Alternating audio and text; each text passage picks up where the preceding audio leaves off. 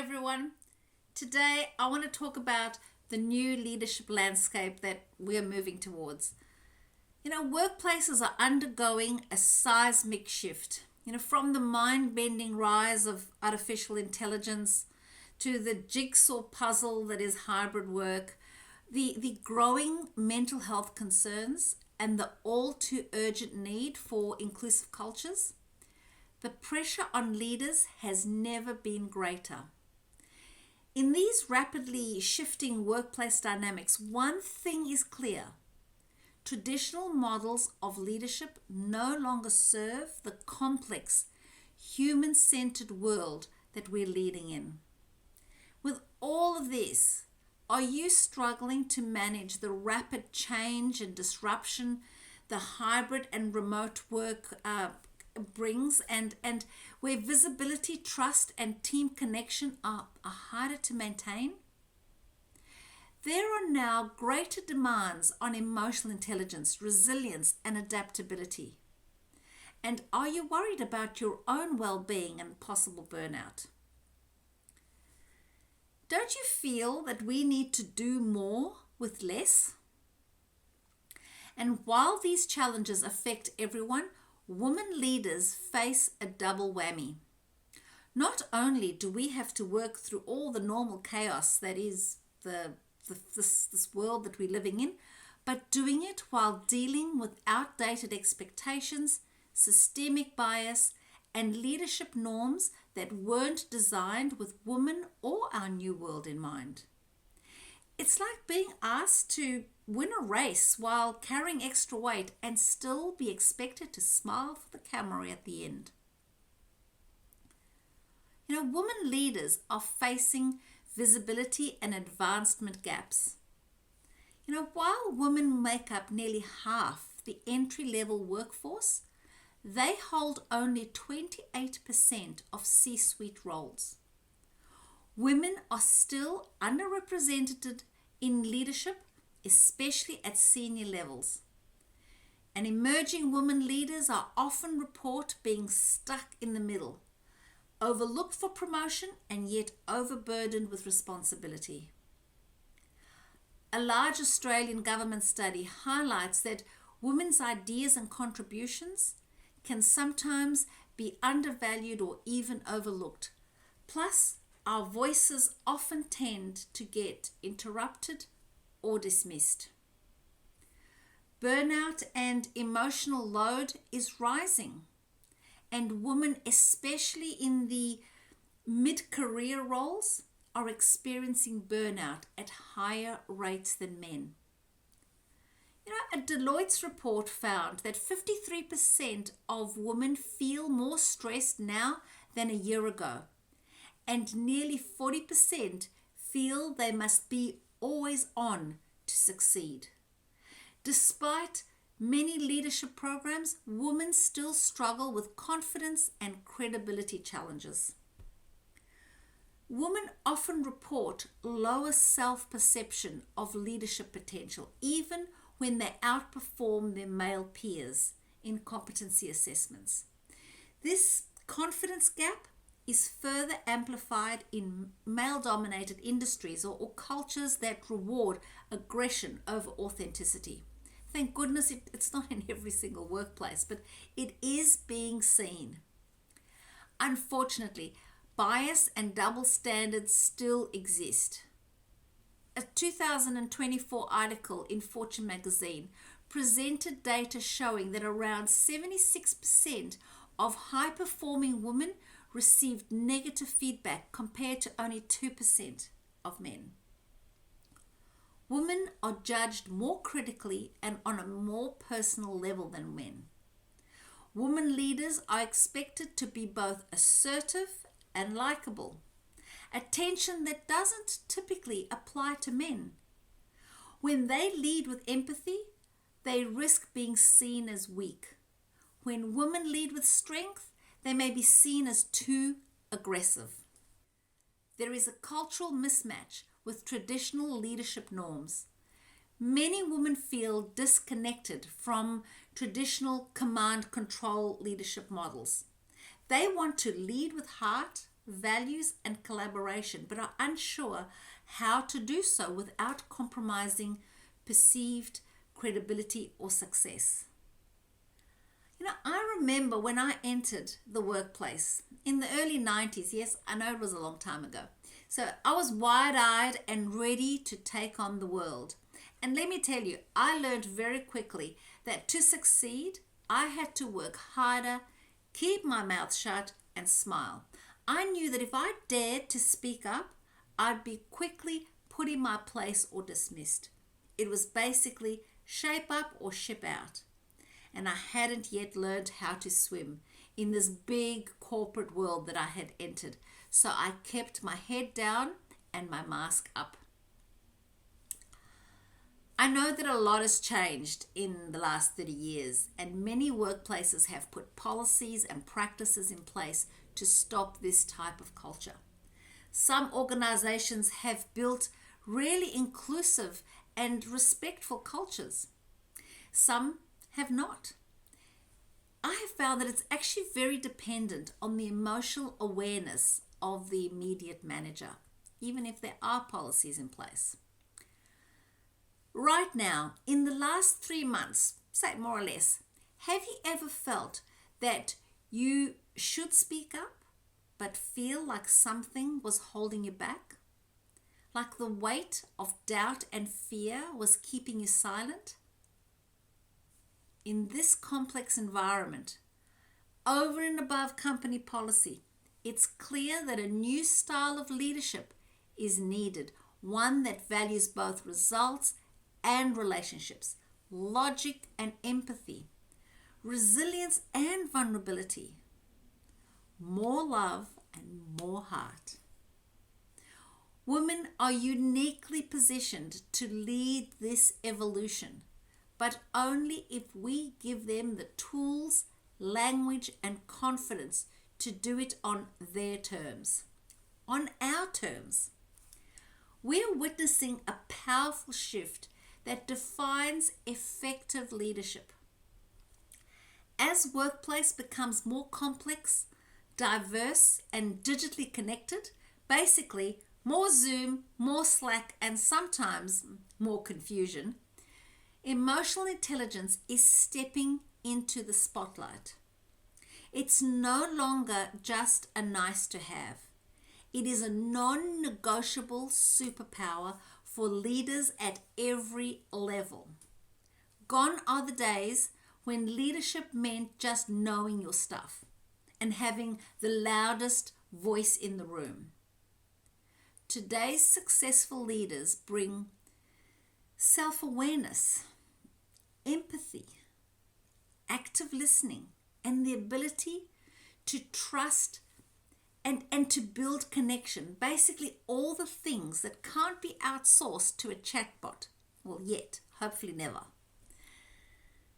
And this isn't just the fluffy feel-good stuff. According to the World Economic Forum, emotional intelligence is one of the top 10 skills for the future of work. Right up there with critical thinking and actually not losing your cool on Teams when your camera won't turn on. So, the Harvard Business Review backs this up too. Teams led by emotionally intelligent managers outperform others in engagement, innovation, and collaboration. And why?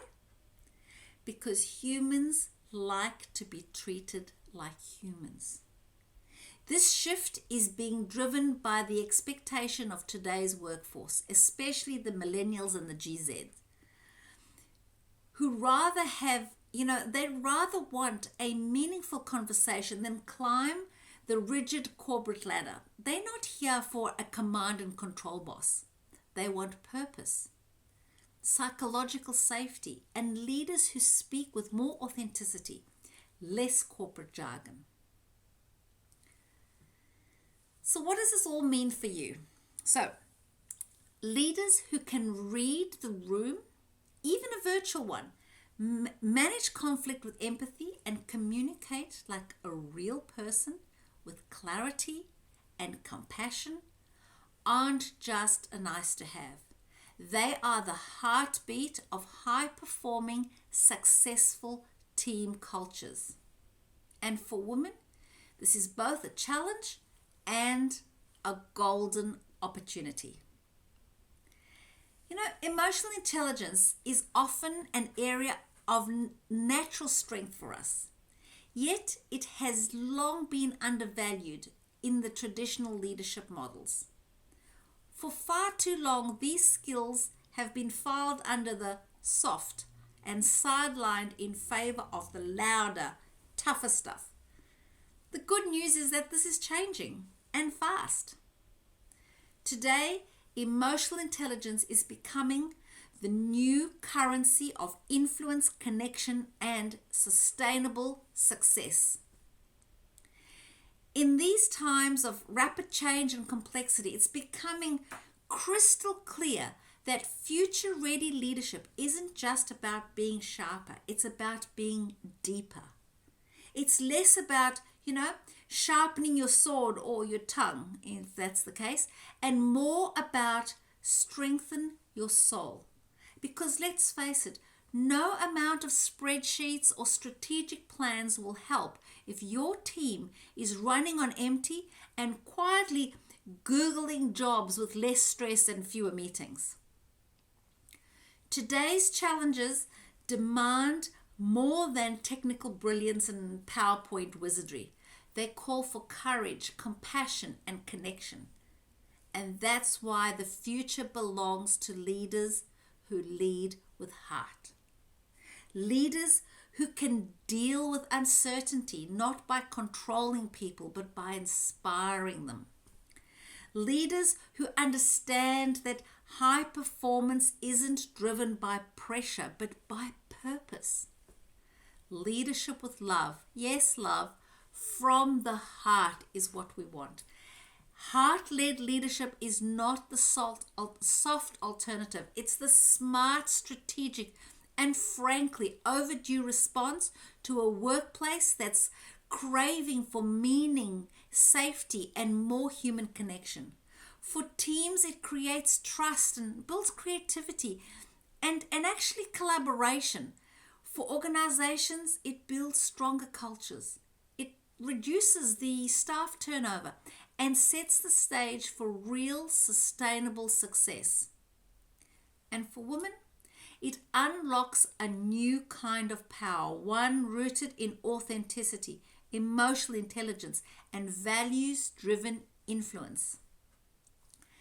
This is the leadership evolution that we've been waiting for. And now, more than ever, it's time to lead the way with a whole lot more love. Let's discuss how you can unleash your leadership presence with GrowthEQ Model. In today's workplaces, leadership isn't just about job titles or years of service or how many acronyms you can put after your name.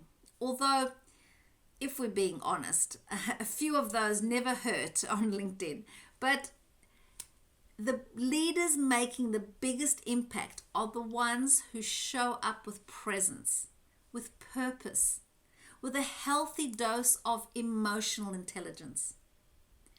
They speak with clarity, connect with authenticity, and inspire with the kind of courage that makes others think, I want to do what she's doing.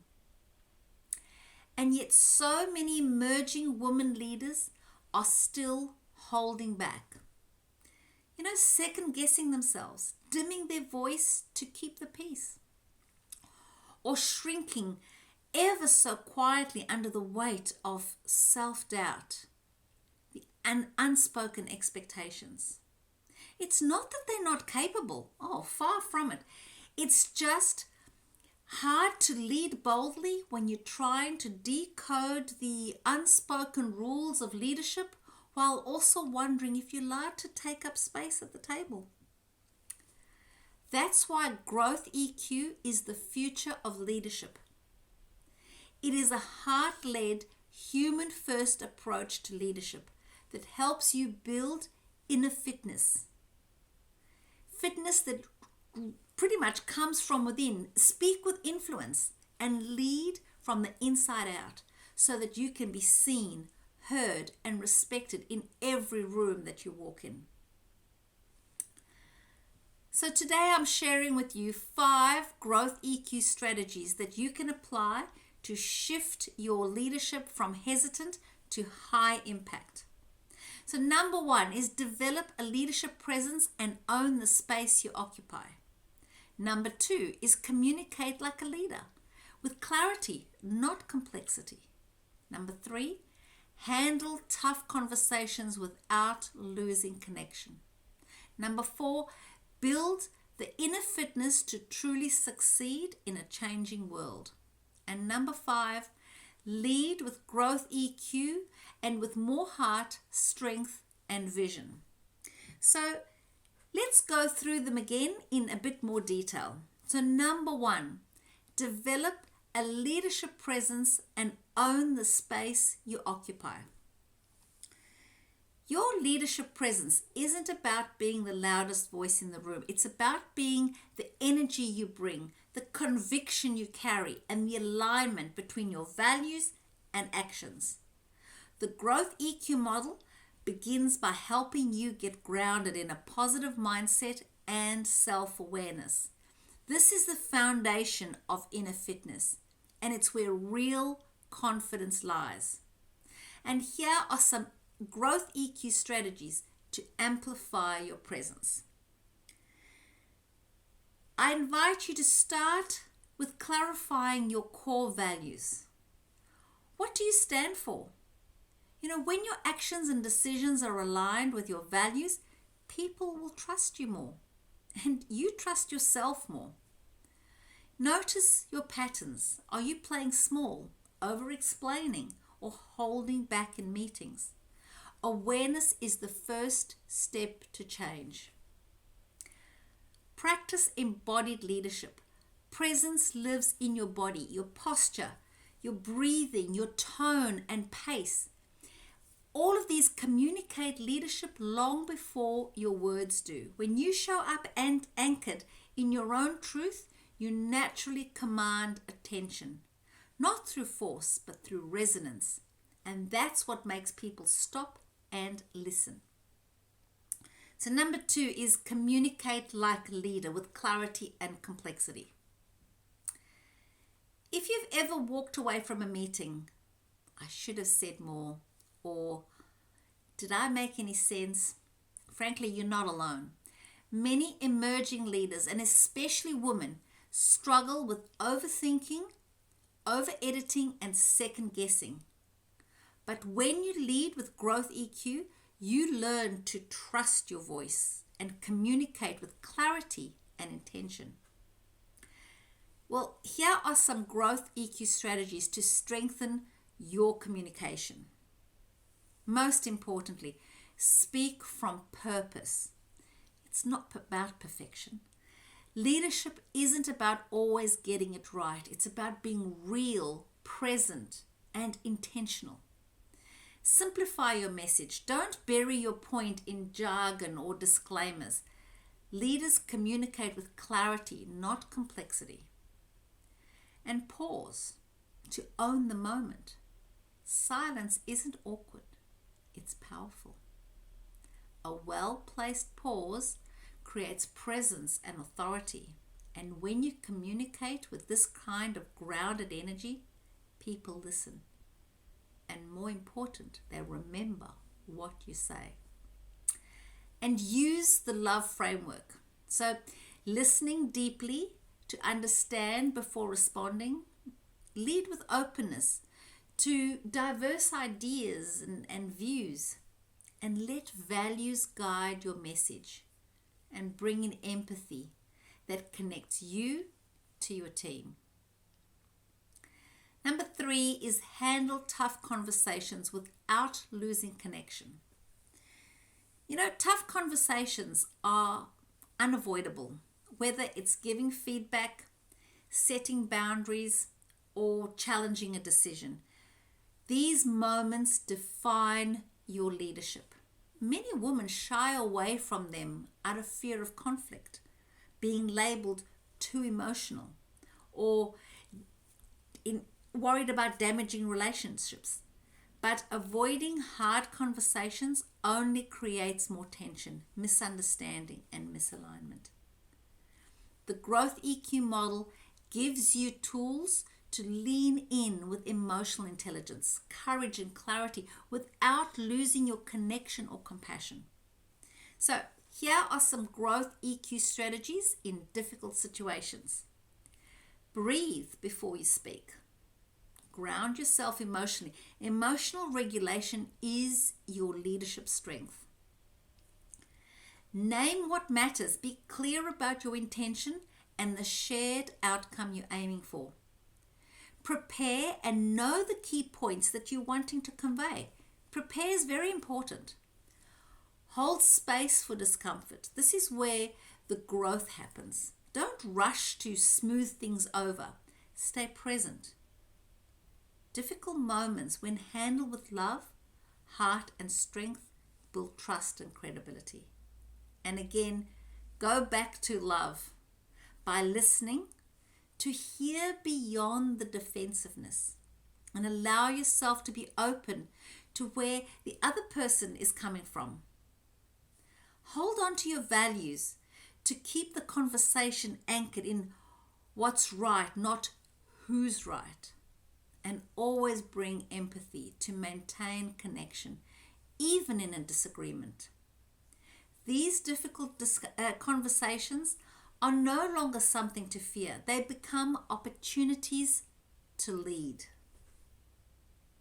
And number 4, build the inner fitness to truly succeed in our changing world, because change is constant and uncertainty is the norm.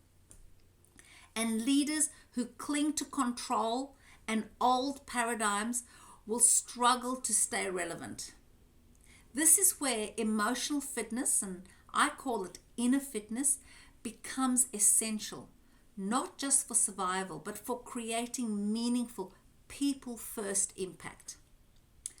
The Growth EQ model builds your inner resilience, adaptability, and self-leadership so that you can lead others with integrity and influence, even when the ground is shifting beneath you. So here are some Growth EQ strategies to build your inner fitness. I invite you to practice reflection, not reaction. Reflect on what's really going on for you and your team. Stay connected to your purpose. When the external noise gets loud, your internal compass needs to get louder and clearer. Regulate your energy. You can use breath work, boundaries, mindful practices to stay grounded. And respond with emotional agility. Don't get stuck in one way of thinking or leading. Flexibility is a strength. This kind of emotionally rich leadership is what today's workplaces need most. It creates culture of safety, innovation, and belonging, where people can do their best work, not just check boxes. And number 5, leading with Growth EQ is leading with heart, strength, and vision. This is what the future of leadership looks like.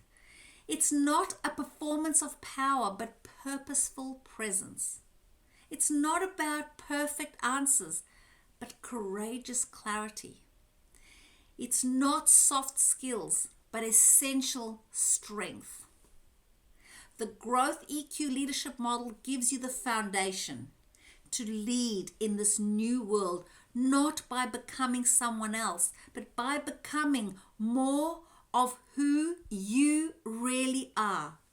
Because when you know yourself deeply, speak your truth clearly, handle conflict with care, and stay grounded in purpose, you don't just lead, you lead with love. You lead with impact, and you lead the future. I would like to talk about real growth and transformation and how it starts with self-awareness. We generally know what we want more of in our lives and what we want less of. But it's not about the quick fixes or the surface level solutions. It's about reconnecting with your authentic self and operating from a place of clarity and strength. When you take the time to pause, reflect, and realign with who you truly are, your values, your strengths, and your purpose, you create the conditions for genuine, sustainable change.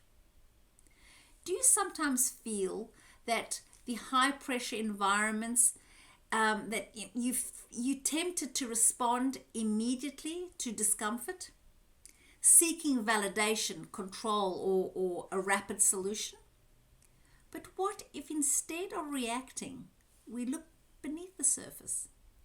The discomfort might actually be pointing to something deeper, a truth that needs to be acknowledged, not just a need that wants to be met. So I remember a product launch some years ago. When I was in the pharmaceutical industry, I loved my job and I loved my team, and I felt I was making a real difference in bringing this medicine to millions of patients who needed it. I was always on the ball, responsive, always delivering. But behind the scenes, I would sometimes feel overwhelmed, saying yes to every request and quickly jumping into problem-solving mode. When our team missed a key milestone, I immediately blamed myself. I stayed up late to fix it and even started questioning whether I was cut out for leadership. My instinct was to double down, prove my worth, and get things back on track as quickly as possible. Then during a coaching session, I had the opportunity to dig a bit deeper, to unpack the situation and to really look at a truth that I was actually afraid of failure, not supporting my team enough and not being good enough. I realized just how much pressure I had been putting on myself to be everything to everyone. My value had been replaced by constant firefighting, and my strength was buried underneath people-pleasing. It was this fear that I had to clear so that I could stand in my own worth and my own strength.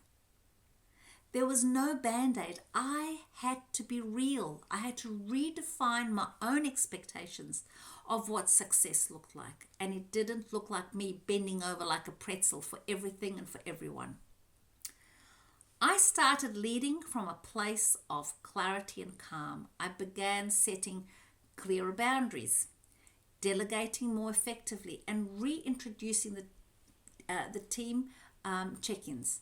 The result wasn't just better outcomes, but I felt more connected and more confident as a leader who didn't just react to pressure. So by taking time to look at the real feeling behind the reaction, I was able to grow through this. And that's the difference between coping and lasting change. So coping manages the symptoms. Bringing about lasting change or healing is about addressing the root cause. And the root often lies in remembering that we are already enough. You are capable already, worthy and complete. When you reconnect to that inner truth, the urgency to find something outside of yourself begins to dissolve. You realize that the clarity and confidence you were searching for was within you all along. Another powerful path of this journey towards lasting transformation is noticing how we engage with judgment of ourselves and others. When we find ourselves being critical, it's usually a sign we may be operating from fear, stress, or even disconnection. High-performing teams and emotionally intelligent leaders, They understand this. Judgment closes the door to growth, while curiosity and compassion opens it. So instead of beating yourself up for having a moment of criticism towards others or yourself, simply notice it and pause and choose to shift. Return to a mindset of empathy and understanding. In doing so, you build stronger relationships and create an environment where real progress is possible.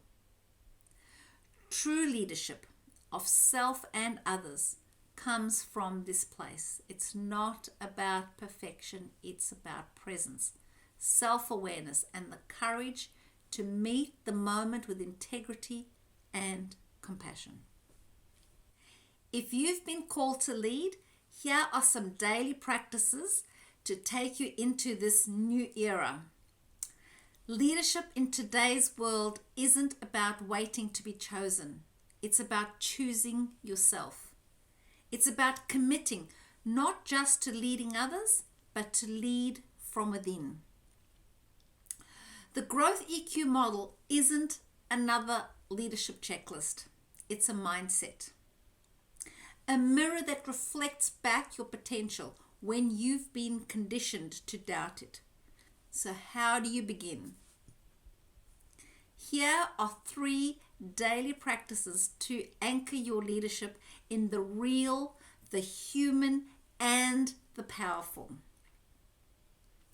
Number 1, start your day with intention. Before the meetings, the deadlines, and the distractions, pause, breathe. Ask yourself, who do I want to be today? Anchor your values and set a clear intention for the day. Leadership begins before you even speak a word. Create micro moments of connection. Look up from your inbox. Make eye contact in your Zoom call. Ask how someone is really doing. In a world starved of meaning, these small moments build trust. They inspire loyalty and shape culture more than any strategy deck ever could. Reflect and realign every evening. Don't wait for burnout or breakdown. Give yourself 5 quiet minutes at the end of each day to ask, what felt in alignment today? What didn't? Reflection is the heartbeat of inner fitness and the birthplace of real growth. These are powerful strategies to boost your leadership experience, but you have to commit. Not just once, but every single day to your growth, to your voice, to leading with more love, not less. It won't always be easy, but the most powerful journeys never are. If you've listened to this video, I really don't think you want to settle for mediocre. This journey of greater self-awareness, greater ownership of self, and deeper, more meaningful leadership requires commitment. It requires you to commit to you. This is the moment, and are you ready? The leadership landscape has changed, but so have you. You're not here to fit into outdated models or shrink into someone else's version of success. You're here to rise, redefine, and reclaim your space as a leader of purpose, presence, and impact. So let this be your turning point. Commit to leading with courage over control, with empathy over ego, with love over fear. Because when you do, you don't just change how you lead, you change what leadership looks like. The future is calling, and it sounds just like you. So let's lead the way together. Drop a comment. What's one moment recently where you've paused instead of reacted? And What did it reveal about you or your leadership? I would love to hear from you. If this video resonated with you and if you found it valuable, hit like and share it with someone who needs to hear this, and subscribe for more leadership insights. The time for empowered leadership is now, and if not now, when?